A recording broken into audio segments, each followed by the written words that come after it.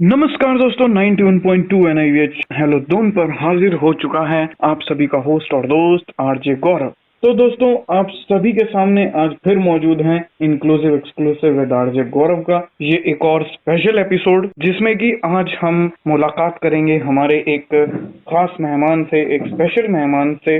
ये हैं मयंक जोशी जी, और ये एक ब्लाइंड फुटबॉलर हैं, और उसके साथ साथ इनका रुझान जो है संगीत की तरफ भी है। ये काफी अच्छा गाते हैं और गाने भी कंपोज करते हैं खुद। तो वैसे आमतौर पर ऐसा बहुत कम, इस बारे में भी हम चर्चा करेंगे इनसे, कि आमतौर पर ऐसा बहुत कम देखने में आता है दोस्तों, कि जो स्पोर्ट्स के जो लोग होते हैं वो म्यूजिक की दुनिया में जाएं और उनको जो है प्रैक्टिस का और वो सब भी जो है समय मिले, क्योंकि ऑलरेडी एक मैनेज रूटीन जो है इनका रहता है सभी का।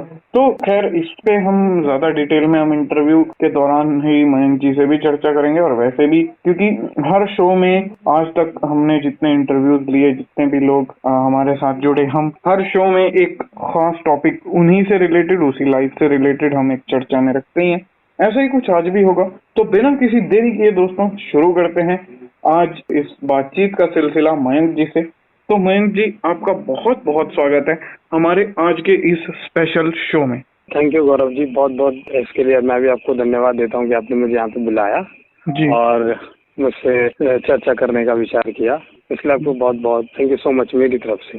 जी, तो अब मयंक जी, बातचीत का सिलसिला जो है शुरू करते हैं। पहला सवाल जो मैं यहाँ पर रखूंगा आपसे, आप अपने बारे में बताइए, कहाँ से हैं, क्या कर रहे हैं, और मतलब अपना परिचय दीजिए थोड़ा यहाँ पर।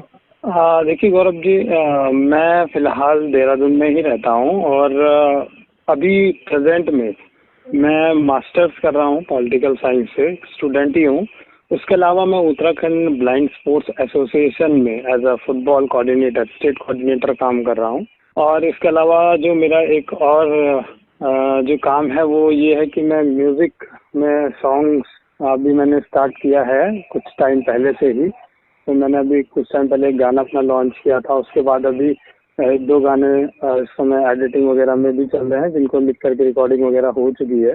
तो इन्हीं सब मतलब यही सब मेरा फिलहाल तो यही चल रहा है। क्योंकि स्टूडेंट लाइफ है तो हर चीज़ को एक तरीके से मैनेज ही करके चलना पड़ता है। हम मतलब ये नहीं कह सकते कि एक स्पेसिफिक चीज़ को हम ज़्यादा टाइम दें। मतलब मैं किसी तरीके से तीनों चीज़ों में एक तरीके का सामंजस्य बैठा के चल रहा हूँ। तो यही सब है फिलहाल के लिए तो मेरे पास। जी, तो बहुत अच्छा आपने मयंक जी बताया, और जो बात आपने कही कि हर चीज को मैनेज करना चाहिए, सबसे पहले तो यही है। तो आपसे मैं क्वेश्चन यहाँ पर ये करना चाहूंगा कि फिर आप अपना जो टाइम टेबल है पूरा, वो आप किस तरीके से मैनेज करते हैं, कि पढ़ाई भी है, गेम भी है, और ये सब भी, म्यूजिक का भी है। देखिए, सबसे पहले तो ऐसा है कि अभी मैं जो स्टडी कर रहा हूँ फिलहाल, मैं जो अपना एमए कर रहा हूँ मास्टर्स, वो मैं यूओयू से कर रहा हूँ, ओपन यूनिवर्सिटी से।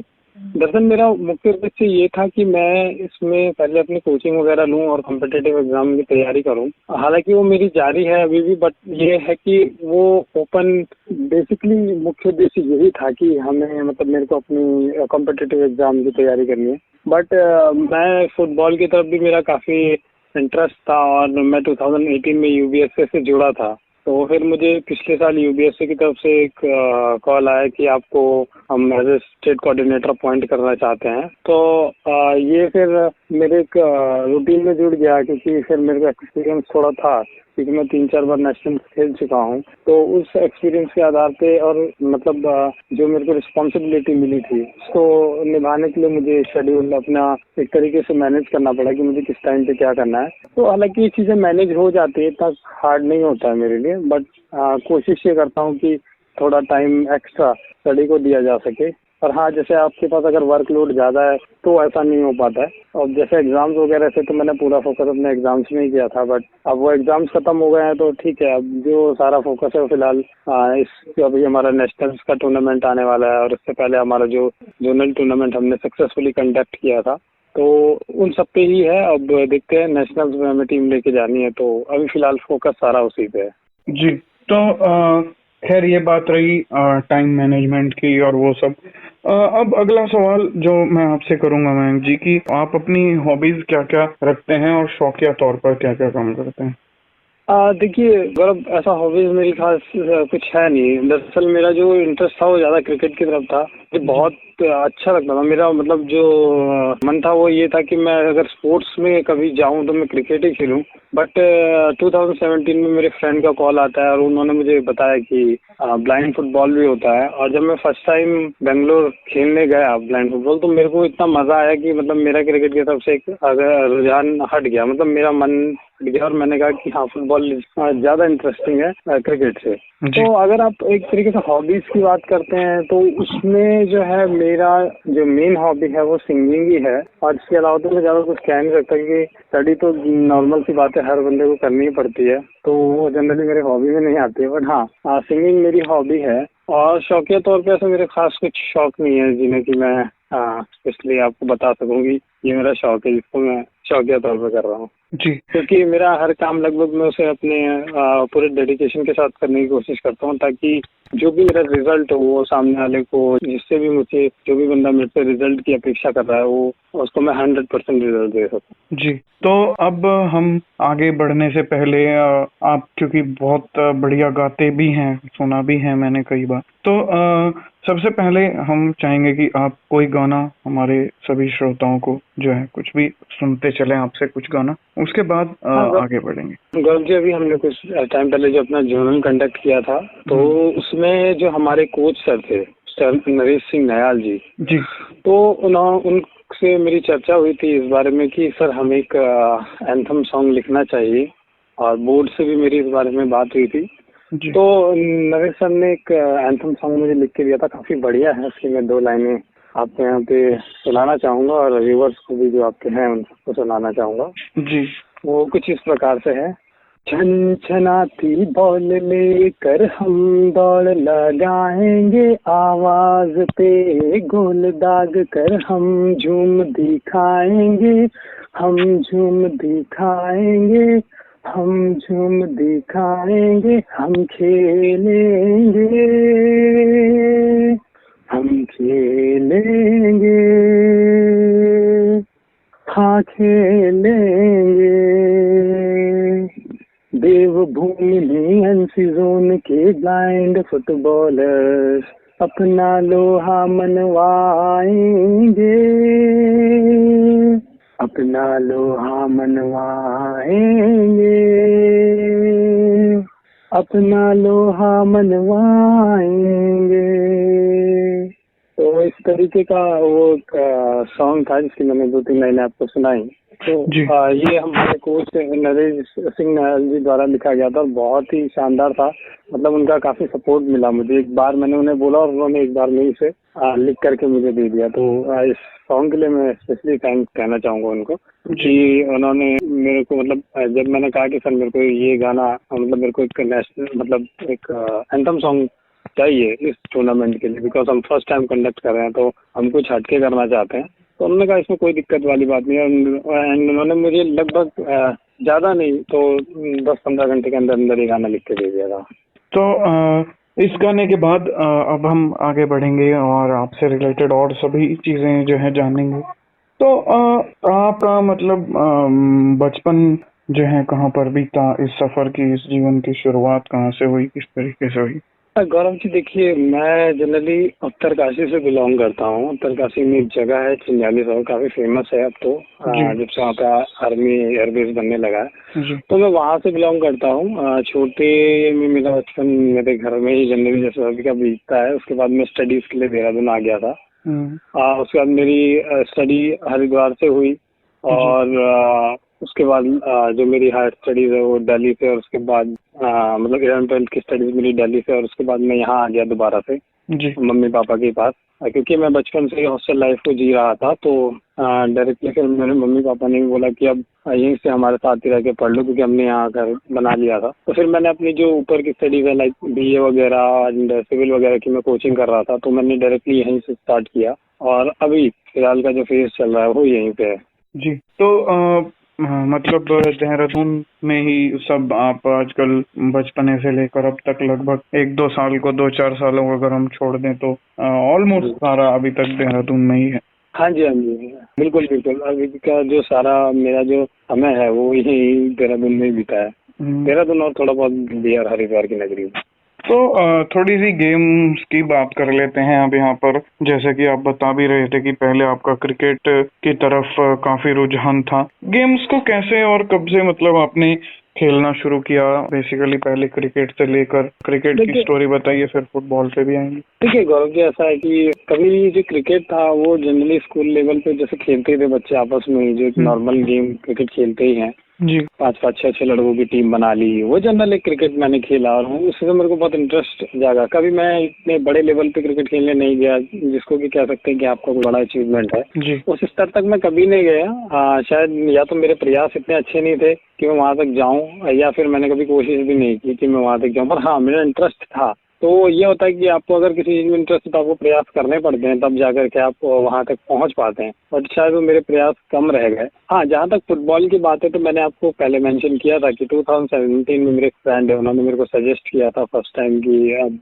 लाइव फुटबॉल भी होता है। और मैं फर्स्ट टाइम 2017 में बेंगलोर गया था खेलने के लिए उत्तराखंड की तरफ से, और मेरे को बहुत अच्छा लगा था फुटबॉल। और तभी से मैं फुटबॉल के मतलब क्षेत्र में आया, और तब से मैंने आज तक फुटबॉल को छोड़ा नहीं, चाहे वो पहले एक एज अ प्लेयर के नाते हो और अब स्टेट कोऑर्डिनेटर के नाते हो। तो मेरा प्रयास ये है कि क्योंकि उत्तराखंड लगभग फुटबॉल का एक तरीके से हब ही है, क्योंकि यहाँ से बहुत अच्छे अच्छे प्लेयर निकले हैं, और फिलहाल हमारे कैप्टन वगैरह भी जो इंडिया के हैं वो उत्तराखंड से ही है। तो काफी गर्व महसूस होता है कि हाँ, हम खेले भी तो अपने स्टेट की तरफ से, और अगर रिप्रेजेंट आज भी किसी स्तर से कर रहे हैं तो अपने स्टेट को ही कर रहे हैं, तो काफी अच्छा फील कराता है। और ऐसा लगता है कि हाँ, हमने फुटबॉल के क्षेत्र में आके चाहे कुछ किया ना हो या फिर कुछ स्पेशली अपने एज अ प्लेयर ना किया हो, बट जो भी है आपको एक बहुत शानदार फील कराता है जब आप एक रिप्रेजेंटेटिव बन जाते हो स्टेट के। तो मयंक जी, आप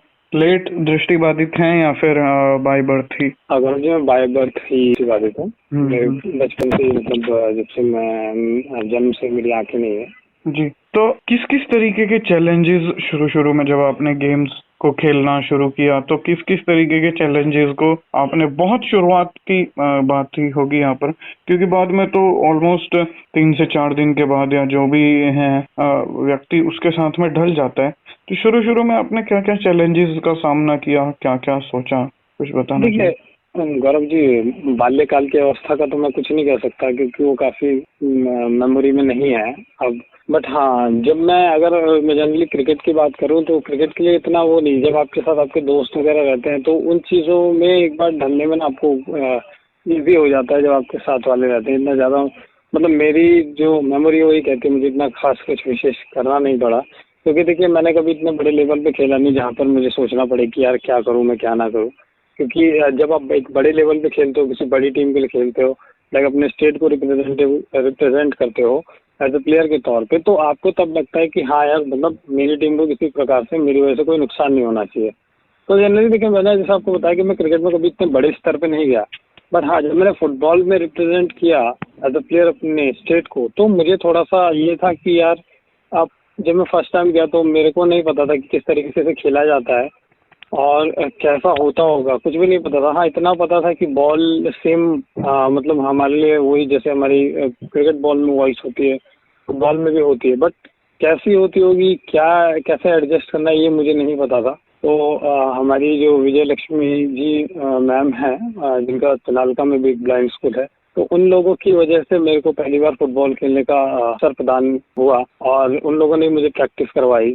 तो मैं उनको भी थैंक्स करना चाहूँगा कि उनकी वजह से मतलब मुझे फुटबॉल की नॉलेज हुई और मैं तब से आज तक मतलब फुटबॉल के क्षेत्र में कार्यरत हूँ। तो देखिए, चैलेंजेस बहुत होते हैं, आपको सोचना पड़ता है कि आपको कैसे खेलना है। अगर आप स्टेट को रिप्रेजेंट कर रहे हो तो आप हर मोमेंट को आपको एक ख्याल रखना पड़ता है कि हाँ यार, कि फुटबॉल में 2 मिनट या कुछ सेकंड भी आपके लिए बहुत इंपॉर्टेंट होते हैं। तो वो चीज़ें हमें बहुत ध्यान में रखनी पड़ती है, चाहे कोई भी हो। बाद में चीज़ें भले ही आपके कंट्रोल में आ जाती है, बट ये है कि स्टार्टिंग में बहुत चैलेंजेस होते हैं इन सब चीज़ों के लिए, क्योंकि अगर आपके लिए कोई गेम नया है तो डेफिनेटली आप उसे एक बार में नहीं सीख सकते। जी। तो फुटबॉल में जैसा कि आपने बताया कि आपने स्टेट को यानी उत्तराखंड को जो है रिप्रेजेंट किया है, कहाँ कहाँ पे और कैसे कैसे किस किस तरीके के टूर्नामेंट्स आप खेल चुके हैं अभी तक? देखिए गौरव जी, 2017 में फर्स्ट टाइम बैंगलोर गया था। तब विजय पब्लिक स्कूल है सोनालिका में, जी। जिनकी तरफ से मैं गया था। उसके बाद 2018 में मैं यूबीएससी की तरफ से गया, और उसके बाद भी मैं जितनी बार गया मैं यूबीएससी की तरफ से गया, ज्यादातर हम केरला ही गए, है ना। और उसके बाद 2021 में चेन्नई मैं गया था, और 2022 से हम जो मतलब हमारी टीम गई थी, और मैं तब से एज ए कोऑर्डिनेटर काम कर रहा हूँ। तब मैं एक जनरली काम कर रहा था, मतलब इतना कुछ खास मेरा रोल नहीं था। बट 2023 में रोल काफी ज्यादा बढ़ गया था, जब मुझे सर ने आनंद मेहरा जो हमारे प्रेसिडेंट हैं उत्तराखंड ब्लाइंड स्पोर्ट्स एसोसिएशन के, उन्होंने कहा कि आपको फुल्ली ये काम करना है। तो जब हमने फर्स्ट टाइम जोनल कंडक्ट किया तो तब से कुछ ज्यादा ही रोल बढ़ गया। तो मतलब फुटबॉल की जर्नी मेरी एज अ प्लेयर 2-3 टूर्नामेंट्स तक की है नेशनल्स के। बट हाँ, ये है कि जो एक फुल जर्नी मानी जाए 2017 से, तो वो काफी बढ़िया है। मतलब मेरे को एज अ प्लेयर भी काफी मजा आया इस गेम में, और अभी मैं काम कर रहा हूँ एज अ कोऑर्डिनेटर, तो ये भी मुझे बहुत आनंददायक लग रहा है कि हाँ, हम फुटबॉल के लिए कुछ तो कर रहे हैं। कोऑर्डिनेटर होते हुए आपका क्या क्या रोल जो है गेम के लिए या प्लेयर्स के लिए रहता है? देखिए Gaurav ji, as a coordinator मेरा रोल ज्यादातर यही है कि मुझे टीम और बोर्ड के बीच में कोऑर्डिनेशन बनाना है कि हाँ, जो भी प्लेयर्स की समस्याएं हैं उसको बोर्ड तक पहुंचाना, और बोर्ड जो भी कुछ डिसीजंस लेता है उसको प्लेयर्स तक या कोचेस तक पहुंचाना होता है। तो कोशिश मेरी ये भी रहती है कि मैं थोड़ा सा चीजों को हट के करने की कोशिश करूं, ताकि जो प्लेयर्स हैं, कि देखिए मैं खुद ब्लाइंड फुटबॉलर रह चुका हूं, तो मैं उस चीज को उस तरह से समझ सकता हूं कि प्लेयर्स को किस तरीके की कई बार प्रॉब्लम्स आती हैं। तो अगर आप प्लेयर्स को नहीं सुनेंगे और उनकी बातों पर गौर नहीं करेंगे तो आपको कुछ भी समझ नहीं आने वाला। क्योंकि देखिए एक प्लेयर वहां पे अपना पूरा हार्डवर्क करता है, फुल डेडिकेशन के साथ खेलता है, तो की नीड होती है उनको फुलफिल करना और पर बोर्ड का ध्यान दिलाना, ये बहुत जरूरी है। अगर आप एक कोऑर्डिनेटर हैं तो आपके लिए ये बहुत इंपॉर्टेंट हो जाता है कि आपके प्लेयर्स आपसे सेटिस्फाइड रहें, और उन्हें ये रहे कि हाँ, हमारा कोऑर्डिनेटर है तो काम होने की संभावनाएं ज्यादा से ज्यादा हैं। अगर आपके प्लेयर्स का ही आपके भरोसा नहीं है तो कोऑर्डिनेशन का कोई बेनिफिट नहीं है। तो मैं कोशिश ये करता हूँ क्योंकि टीम में अधिकतर मेरे फ्रेंड्स ही हैं, तो हम लोगों के बीच में काफी अच्छा कॉम्बिनेशन भी है। तो ये है कि मैं कोशिश यही करता हूँ कि उनकी ज्यादा से ज्यादा बातें बोर्ड तक पहुँचा करके, और उन पे जो एक तरीके की सहमति है उसको दर्ज कराई जा सके, और बोर्ड से जितना हो सके प्लेयर्स के लिए अच्छा, जो भी प्लेयर्स के लिए रहे उसे पारित करवाया जा सके कि हाँ, जो भी काम है वो प्लेयर्स के हित में हो। जी मयंक जी, इससे पहले हम आगे सवालों की तरफ बढ़े आगे और कुछ और क्वेश्चंस पुट अप करें, यहाँ पर भी आप अगर कोई गाना हमारे लिए, हमारे श्रोताओं के लिए, हमारे लिए कुछ गुनगुनाना चाहें तो? गौरव जी, अभी तो फिलहाल मेरे माइंड में से कोई गाना आ नहीं रहा है, क्योंकि दरअसल 1-2 दिन से मेरी तबीयत ज्यादा ठीक भी नहीं है। तो मतलब वो ये कि आप अगर गले में प्रॉब्लम हो तो गाया भी नहीं जाता। मेरे जो अदर सॉन्ग है वो काफी हाई पिच में गाए हुए हैं मैंने, तो दिक्कतें हो जाती हैं। तो अभी तो आप अभी फिल्मी नॉन फिल्मी जो भी अच्छा, जो मैंने अपना फर्स्ट सॉन्ग जो निकाला था, एक काली माता का भजन था, वो गढ़वाली है। तो मैं आपको उसकी 2 लाइनें सुना देता हूँ। काफी थोड़ा हाई पिच में है, बट मैं इसे थोड़ा नीचे ही गाऊंगा। बैणी हो जय काली माता तेरी जय जयकार, दुख हर दी दुखियों का कर दी बेड़ा पार। बैणी हो जय काली माता तेरी जय जयकार, दुख हर दी दुखियों का कर दी बेड़ा पार। तू बड़ी दयालु मां तेरी लीला से अपार, भक्तों की तू रक्षा कर दी दैत्यों को संहार। बैणी हो जय काली माता तेरी जय जयकार, दुख हर दी दुखियों का कर दी बेड़ा पार। तो यही है गौरव जी, जो मैंने फर्स्ट टाइम अपना पहला सॉन्ग जो निकाला। बहुत बढ़िया जो है भजन आपने, जिसमें कि महाकाली की प्रशंसा कहीं ना कहीं, थोड़ा सा अगर हम कहें तो उनको रिझाने के लिए, मनाने के लिए कहा जा रहा है कि हम तुम्हारी जय जयकार कर रहे हैं, देवी आपकी जय जयकार कर रहे हैं, और आप जो है लोगों का बेड़ा पार लगाते हो, ऐसा कुछ में कहा जा रहा है श्रोताओं। बाकी अब जो मैंने शुरू में पॉइंट उठाया था, मुझे याद आया कि जो म्यूजिक के लोग मतलब जो स्पोर्ट्स की उसमें लोग होते हैं, जो स्पोर्ट्स के फील्ड में लोग होते हैं, उसमें बहुत कम कोई गिने चुने लोग ही होते हैं। बल्कि मैंने तो अगर वीआई लोगों में देखूं तो मैंने आपको ही देखा है एक तरीके से कि जो स्पोर्ट्स में भी है और साथ साथ म्यूजिक का कर रहे हैं, क्योंकि म्यूजिक में बकायदा आपको रियाज चाहिए, उतना रिहर्सल चाहिए हर चीज की, और साथ साथ में थोड़ा बहुत सीखना भी पड़ता है हर जगह से।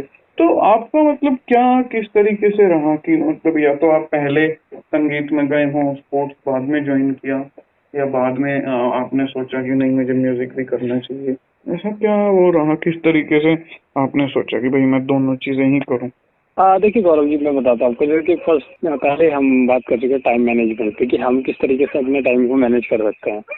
फर्स्ट ऑफ ऑल, अगर आप एक प्लेयर हैं तो हो जी। सकता है कि आपका टाइम काफी बिजी रहे, है ना, काफी व्यस्त रहे। तो उसमें ये होता है कि बहुत रेयर होता है कि आप निकाल सको। ऐसा हो सकता है कि मेरे अलावा भी और लोग हों। तो मैं मतलब इतना कहना चाहता हूँ कि देखिए, अगर मैं एज अ प्लेयर होता तो शायद मैं टाइम नहीं देता म्यूजिक को, बिल्कुल नहीं दे पाता। मैं इस बात की आपको गारंटी दे रहा हूँ कि नहीं दे पाता। बट मैं एज ए कोऑर्डिनेटर काम कर रहा हूँ, तो मानता हूँ मेरे पास काफी फिलहाल के लिए काफी ज्यादा काम है। तो मतलब नहीं, पर ये होता है कि अभी म्यूजिक के लिए मैं निकाल लेता हूँ, क्योंकि टाइम मिल जाता है मेरे को कि मैं किसी गाने पे काम करूँ, उसका म्यूजिक बनाऊँ, जी। और अपने स्टूडियो वाले भाई के पास लेकर के जाऊँ, उसे बोलूँ कि भाई यार रिकॉर्ड करना है ये सब। तो मिल जाता है इतना समय। अगर हाँ मैं प्लेयर होता तो डेफिनेटली, क्योंकि अगर मैंने ये काम भी अभी स्टार्ट किया कुछ टाइम पहले। तो अगर जब मैं प्लेयर की श्रेणी में था तब मेरे को सही में कोई समय नहीं था। पढ़ाई को और गेम को ही बहुत बड़ी चीज थी, और इस चक्कर में मैं पढ़ाई को ज्यादा टाइम दे रहा था, गेम को ज्यादा नहीं दे पा रहा था। तो वो चीजें बैलेंस नहीं हो पा रही थी। बट जब से मैं प्लेयर वाली श्रेणी से बाहर आकर के स्टेट कोऑर्डिनेटर वाली श्रेणी में आ पहुंचा हूँ, तो अभी मेरे को टाइम मैनेजमेंट करने में कोई दिक्कत नहीं होती। मैं स्टडी को भी मैनेज कर लेता हूँ। इसके अलावा मेरे को जो गेम्स के बारे में काम करना है, स्पोर्ट्स में जो भी काम करना है बोर्ड के लिए, वो भी मैं कर ही लेता हूँ। और उसके अलावा म्यूजिक मुझे समय मिल जाता है। उसके अलावा मेरी फैमिली मुझे हेल्प करती है इन सब चीज़ों में। इसमें कोई दिक्कत परेशानी मुझे होती नहीं है। दरअसल मेरे को फैमिली का काफ़ी सपोर्ट रहा है इन सब मामलों में। तो ऐसी कोई दिक्कतें नहीं आई हैं मेरे सामने। मेरी फैमिली, मेरे फ्रेंड्स वगैरह, जो मेरे बहुत ही क्लोज वन हैं, उनका मेरे को बहुत सपोर्ट रहा है इन सब चीज़ों में। तो मैं उन सबको मतलब इन सब चीज़ों को मैनेज कर लेता हूँ, क्योंकि वो सब लोग मुझे सपोर्ट करते हैं। और जब आपके क्लोज वन या आपकी फैमिली आपको सपोर्ट करती है तो आपको बहुत अच्छा लगता है। और स्पेशली जब तरफ से आपको पॉजिटिव एडवाइस है, तो वो चीज़ें हमेशा फिर आपके फेवर में ही जाती हैं और आपके लिए आगे चीज़ें अच्छी होती हैं। जी। बहुत अच्छा आपने मयंक जी जानकारी दी अपने बारे में, गेम के बारे में, और पूरा रूटीन जिस तरीके से आप मैनेज करके चलते हैं। प्रैक्टिस भी है और शरीर को भी थोड़ा बहुत स्ट्रेचिंग वगैरह, फिटनेस भी चाहिए सब। सुबह जल्दी उठना, स्टडी भी करना, क्लासेस भी लेना, स्पोर्ट्स में भी देखना, हर चीज को जिस तरीके से आप मैनेज करते हैं वो आपने मतलब एक अच्छे तरीके से जो है समझाया हमें इसमें इंटरव्यू के दौरान, और काफी मजा आया आपसे बात करके। लास्ट में आप क्या कोई मैसेज, क्या कुछ देना चाहेंगे हमारे सभी श्रोताओं के लिए? देखिए, अगर कोई बंदा स्पोर्ट्स में है और उसे अगर स्पोर्ट्स खेलना है, मतलब वो चाहता है कि वो स्पोर्ट्स के फील्ड में जाए, तो फिर उसे अपना फुल डेडिकेशन देना पड़ेगा स्पोर्ट्स की ओर। तो आपको स्पोर्ट्स टाइम मैनेजमेंट का ध्यान रखना पड़ेगा, क्योंकि स्पोर्ट्स में टाइम इज वेरी इंपॉर्टेंट। हमारे कोच सर भी यही कहते हैं कि टाइम बहुत जरूरी है। टाइम, स्पोर्ट्स में टाइम की बहुत वैल्यू है। अगर आप टाइम पे काम करते हैं स्पोर्ट्स पर्सन होकर के, तो आप बहुत आगे बढ़ सकते हैं। और मैं यही मैसेज देना चाहूंगा कि देखिए, मन जिस चीज में आपका लगता है वो कीजिए, क्योंकि देखिए दुनिया आपको बहुत कुछ बोलेगी कि आप ये करो वो करो। मेरे को भी काफी लोग कुछ भी बोल देते हैं कि भाई तू ये कर वो कर, बट मेरा मन जो कहता है मैं उसको करता हूँ। क्योंकि अगर आप किसी चीज को दिल से कर रहे हैं तो हमेशा आप उसे अच्छा ही करेंगे, और पॉजिटिव सोचना बहुत जरूरी है। जी, बहुत अच्छा मैसेज मयंक जी आपने दिया। और दोस्तों, अब लगभग ये कार्यक्रम अपनी समाप्ति की ओर है, अंतिम क्षणों में इस एपिसोड के हम पहुंच चुके हैं। मयंक जी, बहुत बहुत धन्यवाद आपका कि आप इस कार्यक्रम में आए, इस इंटरव्यू में आए, और आपने बड़ी अच्छे तरीके से आपने अपने संबंधी, अपने रूटीन से संबंधित, और जो भी आप करते हैं स्पोर्ट्स, और म्यूजिक वगैरह से संबंधित आपने बहुत बढ़िया जानकारी जो है हमसे और हमारे श्रोताओं से साझा की। इसके लिए आपको धन्यवाद हमारी ओर से। आपको भी बहुत बहुत धन्यवाद गौरव जी, और मुझे भी मजा आया, और आई होप कि आगे भी हमारी बातचीत होती रहेगी इन सब विषयों में। तो थैंक यू सो मच आपका, आपने भी मेरे लिए टाइम निकाला, तो मैं आपको भी इस चीज के लिए धन्यवाद कहना चाहूंगा। जी धन्यवाद। तो इसी के साथ दोस्तों, मैं यानी आपका अपना दोस्त आरजे गौरव ये कार्यक्रम यहीं समाप्त करने की अब आप सभी से अनुमति चाहूंगा, और उम्मीद करता हूं दोस्तों कि इस शो को इंक्लूसिव एक्सक्लूसिव विद आरजे गौरव को आपका जो है बहुत ज्यादा प्यार जो है मिल रहा होगा YouTube के माध्यम से भी, और हमारा रेडियो यानी 91.2 NIVH हेलो दून के माध्यम से भी। कई बार श्रोताओं के कमेंट्स और वो सब मुझे मिलते हैं, लेकिन आप लोग जरूर अपने फीडबैक भी हमें दिया करें कि किस तरीके के जो है और हमें इसमें सुधार करने चाहिए, इम्प्लीमेंट्स करने चाहिए, कैसे लोगों को और हम ले सकते हैं, और मतलब क्या आप चाहते हैं, या कोई आप जो है सजेशन देना चाहें वो भी आप दे सकते हैं। तो दोस्तों इसी के साथ अब मुझे आप सभी से अनुमति लेनी होगी, क्योंकि यहाँ से जाने के बाद ही तो दोबारा किसी नए कार्यक्रम में इंक्लूसिव एक्सक्लूसिव के किसी और नए एपिसोड में आप सभी से जो है मुलाकात हो पाएगी। तो अब मुझे यानी आपके दोस्त आरजे गौरव को ये कार्यक्रम यहीं पर संपन्न करने की अनुमति दीजिए। आप सभी को नमस्कार।